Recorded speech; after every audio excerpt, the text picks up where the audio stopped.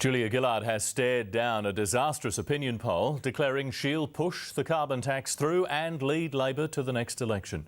And help came from an unlikely source, a $5 billion takeover bid for a Queensland coal miner.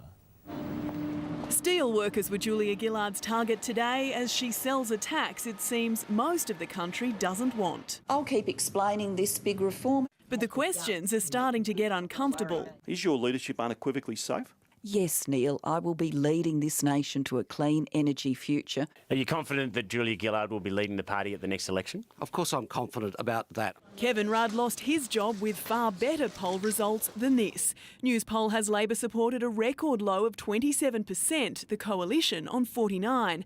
After preferences, they're ahead 58 to 42, and Tony Abbott is preferred Prime Minister, 43% to 38%. Today's opinion polls will be forgotten in the sweep of history. History is what Julia Gillard wants to make with her carbon tax. Tony Abbott wants to make history too by convincing Labor MPs to dump their second Prime Minister in as many years. They may not cross the floor, but they may well remove this Prime Minister. As he addressed workers in another Labor seat, there was embarrassment for the opposition leader as well.